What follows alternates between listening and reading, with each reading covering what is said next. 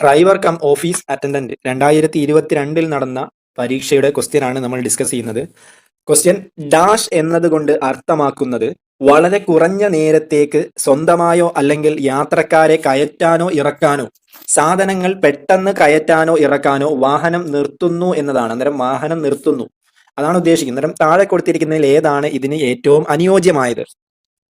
ഒന്നാമത്തത് പാർക്കിംഗ് ആണ്. പാർക്കിംഗ് എന്നതുകൊണ്ട് ഉദ്ദേശിക്കുന്നത് ഒരു വാഹനം 3 മിനിറ്റിൽ കൂടുതൽ നേരത്തേക്ക് നിർത്തുക എന്നതാണ്. അന്നേരം പാർക്കിംഗ് തെറ്റാണ്. രണ്ടാമത്തത് സ്റ്റോപ്പിംഗ് ആണ് ശരി. അന്നേരം സ്റ്റോപ്പിംഗ് എന്നതിന്റെ ഡെഫിനിഷൻ ആണ് ഇവിടെ കൊടുത്തിരിക്കുന്നത്. വളരെ കുറഞ്ഞ നേരത്തേക്ക് സ്വന്തമായോ അല്ലെങ്കിൽ യാത്രക്കാരെ കയറ്റാനോ ഇറക്കാനോ, സാധനങ്ങൾ കയറ്റാനോ ഇറക്കാനോ വാഹനം നിർത്തുക എന്നതാണ്. രണ്ടാമത്തത് ഒരു മോട്ടോർ വാഹനം ഡാഷിലൂടെ ആയിരിക്കണം ഓടിക്കേണ്ടത്. അതായത് നമ്മുടെ വാഹനം എതിലേക്കൂടെയാണ് വാഹനം ഓടിക്കേണ്ടത് എന്നതാണ് ക്വസ്റ്റ്യൻ. ക്യാരേജ് വേ ആണ്. ഇത് സിമ്പിൾ ആയിട്ടുള്ളതാണ്. ക്യാരേജ് വേയിലൂടെ വേണം നമ്മൾ വാഹനം ഓടിക്കാൻ.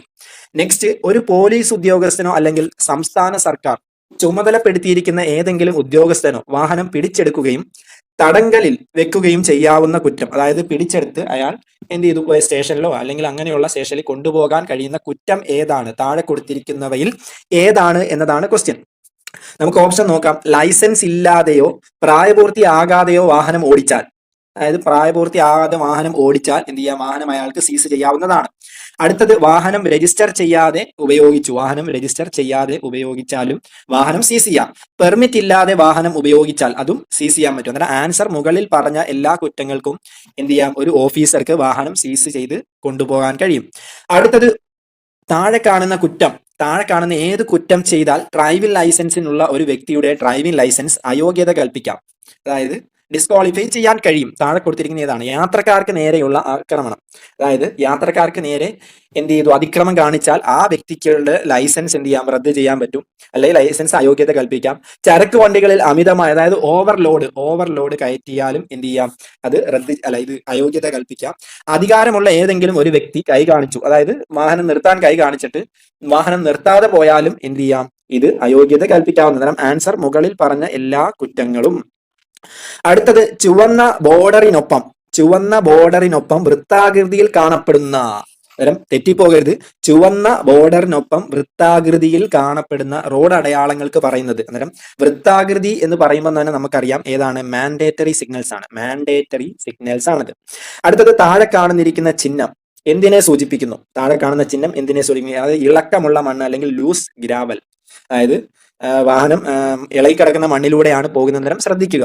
അടുത്തത് ഡാഷ് എന്നതുകൊണ്ട് അർത്ഥമാക്കുന്നത് ക്യാരേജ് വേയിൽ വാഹന ഗതാഗതത്തിന് സമാന്തരമായി, അതായത് നമ്മൾ പോകുന്ന റോഡിന് സമാന്തരമായി സജ്ജീകരിച്ചിരിക്കുന്ന റോഡ് അടയാളങ്ങൾ എന്നതാണ്. അന്നേരം ഈ താഴെ കൊടുത്തിരിക്കുന്നതിൽ ഏത് അടയാളങ്ങളാണ്? അതായത് ലോഞ്ചിറ്റ്യൂഡിനൽ മാർക്കിംഗ് ആണ്. നമ്മൾ പോകുന്ന റോഡിലൂടെ അതിന്റെ കൂടെ തന്നെ മാർക്ക് ചെയ്യുന്നു. അതാണ് ലോഞ്ചിറ്റ്യൂഡിനൽ മാർക്കിംഗ് എന്നതുകൊണ്ട് ഉദ്ദേശിക്കുന്നത്. അടുത്തത് ഒരു വാഹനം ഇടതുവശത്തുകൂടി മറികടക്കപ്പെടാവുന്ന സാഹചര്യം. ഇടതുവശത്തുകൂടെ ഒരിക്കലും എന്ത് ചെയ്യാൻ പാടില്ല? ഓവർടേക്ക് ചെയ്യാൻ പാടില്ല. എന്നാൽ ഓവർടേക്ക് ചെയ്യാൻ പറ്റുന്ന സിറ്റുവേഷൻ ഏതാണ് എന്നാണ് ചോദിച്ചിരിക്കുന്നത്. നമുക്ക് നോക്കാം. ഓപ്ഷൻ, മൾട്ടി ലൈനിലൂടെ ഓടിച്ചു പോകുമ്പോൾ. മൾട്ടി ലൈൻ എന്ന് പറഞ്ഞാൽ 1 വേ ആണ്. ആ 1 വേയിൽ തന്നെ 2, 3 എന്ത് ചെയ്തു റോഡുകൾ, അതായത് മൾട്ടി ലൈൻ അതാണ് ഉദ്ദേശിക്കുന്നത്. അതായത് 2, 4 വാഹനങ്ങൾക്കോ അല്ലെങ്കിൽ 5 വാഹനങ്ങൾ ഒരുമിച്ച് എന്ത് ചെയ്യാം? ഒരു ഡയറക്ഷനിൽ പോകാം. ഒന്നിൽ കൂടുതൽ റോഡുകൾ ഒരേ 1 വേ രീതിയിൽ, അതാണ് ഉദ്ദേശിക്കുന്നത്. നമ്മുടെ പുതിയ ഹൈവേ പോലെ. അന്നേരം ആ മൾട്ടി ലൈനിലൂടെ ഓടിച്ചു പോകുമ്പോൾ എന്ത് ചെയ്യാൻ പറ്റും? ഈസി ആയിട്ട്, അതായത് ഒരു വാഹനത്തിന്റെ ഇടതുവശത്തു കൂടി മറികടക്കാം. രണ്ടാമത്തത്, മറികടക്കപ്പെടേണ്ട വാഹനം റോഡിന്റെ മധ്യഭാഗത്ത് നിന്ന് വലത്തോട്ട് തിരിയുകയാണെങ്കിൽ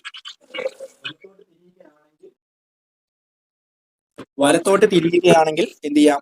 മറികടക്കാൻ പറ്റുമോ? അതായത് നമ്മൾ വാഹനം ഓടിച്ചു വരുന്ന സമയത്ത് നമ്മുടെ മുമ്പിലുള്ള ഒരു വാഹനം നിർത്തി വലത്തേക്ക് ഇൻഡിക്കേറ്റർ ഇട്ട് തിരിയാൻ എന്ത് ചെയ്തു? സ്റ്റാർട്ട് ചെയ്തു. അങ്ങനെയാണെങ്കിൽ നമുക്ക് എന്ത് ചെയ്യാം? ആ വാഹനത്തിന്റെ ഇടതുവശത്തു കൂടി എന്ത് ചെയ്യാം? ഓവർടേക്ക് ചെയ്യാം. അടുത്തത്, മുന്നിലെ വാഹനം നിർത്തിയിരിക്കുകയും ഇടതുവശത്തു കൂടി കടക്കാവുന്നതും സുരക്ഷിതവുമാണ്.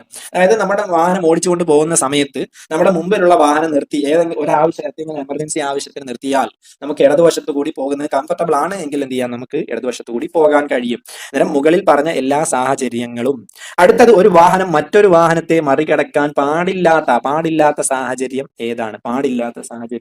ഏതാണ് എന്നാണ് ക്വസ്റ്റ്യൻ. അതായത് ഒന്ന്, പാലത്തിൽ മറികടക്കാൻ പറ്റും.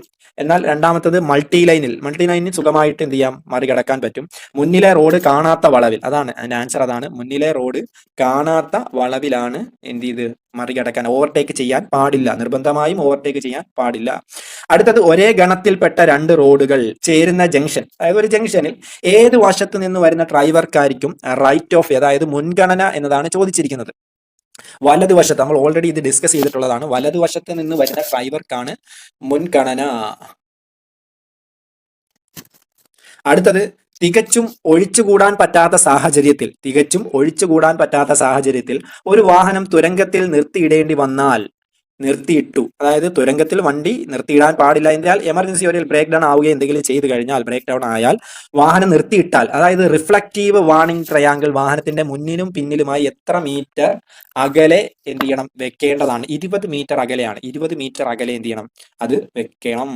നെക്സ്റ്റ്, ഒരു ജംഗ്ഷനിൽ നിന്ന് മുന്നിലേക്കും പിന്നിലേക്കും ഒരു വാഹനം പാർക്ക് ചെയ്യാൻ പാടില്ലാത്ത ദൂരം, അതായത് ഒരു കംഫർട്ട് സോൺ ഏതാണ്, അതാണ് ഉദ്ദേശിക്കുന്നത്. അതായത് ഒരു ജംഗ്ഷന്റെ കഴിഞ്ഞ് എത്ര മീറ്റർ കഴിഞ്ഞായിരിക്കണം പാർക്ക് ചെയ്യണം, അല്ലെങ്കിൽ ഒരു ജംഗ്ഷൻ എത്തുന്നതിന് മുമ്പ് എത്ര മീറ്റർ മുമ്പേ പാർക്ക് ചെയ്യണം, അത് 50 മീറ്റർ ആണ്. 50 മീറ്റർ ശേഷവും 50 മീറ്റർ മുമ്പും.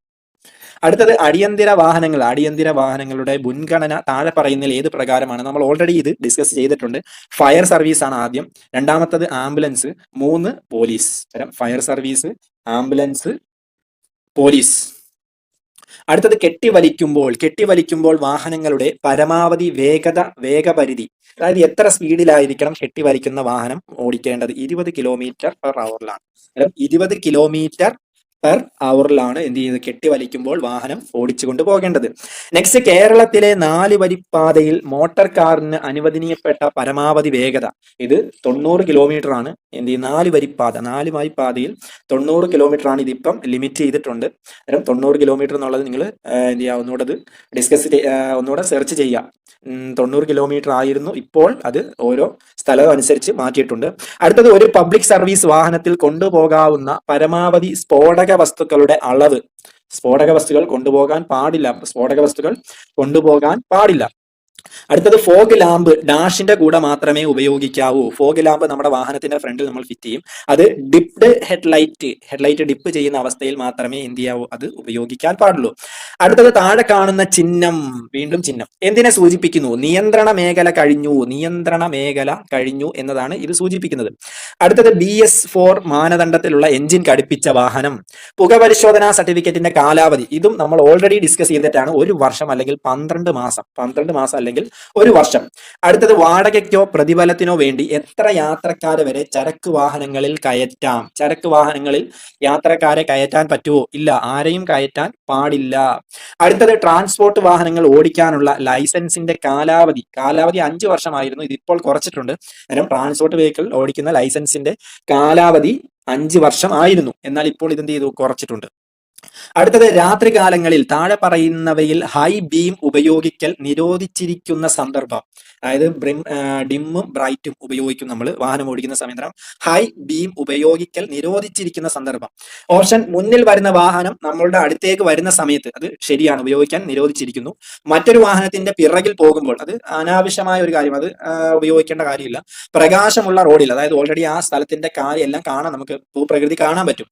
ആ അവസരത്തിലും, അതായത് മുകളിൽ പറഞ്ഞ എല്ലാ സന്ദർഭത്തിലും എന്ത് ചെയ്യാം, നമുക്ക് ഹൈ ബീം ഉപയോഗിക്കൽ നിരോധിച്ചിരിക്കുന്നു. അടുത്തത്, വാഹന ഗതാഗതത്തെ നിയന്ത്രിക്കുന്നതിന് വേണ്ടി ഒരു ജംഗ്ഷനിൽ അടയാളപ്പെടുത്തിയിരിക്കുന്നതോ അല്ലെങ്കിൽ നിർമ്മിച്ചിരിക്കുന്നതോ ആയ ഒരു സംവിധാനം ഡാഷ് എന്ന് പറയുന്നു. അതായത് ഈ ട്രാഫിക് ജംഗ്ഷൻ അല്ലെങ്കിൽ സിഗ്നൽ കാണിക്കുന്നത്, ട്രാഫിക് ഐലൻഡ് എന്നാണ് ഉദ്ദേശിക്കുന്നത്. ഐലൻഡ് എന്നാൽ എന്ത് ചെയ്യുക, റോഡിന്റെ നടുക്കുള്ളത് ചുറ്റിനും. ഐലൻഡ് എന്ന് ഉദ്ദേശിക്കുന്നത് നമ്മൾ കടലിന്റെ 4 വശവും കടലാ ചുറ്റപ്പെട്ടത്, അതാണ് ഐലൻഡ്. അന്നേരം അതാണ് ഉദ്ദേശിക്കുന്നത്, ട്രാഫിക് ഐലൻഡ് എന്നതുകൊണ്ട് ഉദ്ദേശിക്കുന്നത് അതാണ്. അടുത്ത ക്വസ്റ്റ്യൻ, താഴെ കാണുന്നത് വീണ്ടും ചിഹ്നമാണ്. താഴെ കാണുന്ന ചിഹ്നം എന്ത്? അതായത് ഫസ്റ്റ് എയ്ഡ് ബോക്സ് ആണ്. അത് സിമ്പിൾ ആയിട്ടുള്ള ക്വസ്റ്റ്യൻ ആണ്, ആശുപത്രിയിൽ എഴുതി വെക്കരുത്. നെക്സ്റ്റ്, വാഹനം ഇടത്തേക്ക് തിരിയുന്നതിന് വേണ്ടി കൈകൊണ്ട് എങ്ങനെയാണ് സിഗ്നൽ കാണിക്കേണ്ടത്? നമ്മൾ ഡ്രൈവിംഗ് പഠിക്കുന്ന സമയത്ത് തന്നെ ഇത് അറിയാം. വലത് കൈ നീട്ടി എന്ത് ചെയ്യുക, ആന്റി ക്ലോക്ക് വൈസ് ദിശയിൽ തിരിക്കുക. വാഹനം എന്ത് ചെയ്യുക, വലത് കൈ നീട്ടിയിട്ട് ആന്റി ക്ലോക്ക് വൈസ് ദിശയിൽ എന്ത് ചെയ്യുക, തിരിക്കുക.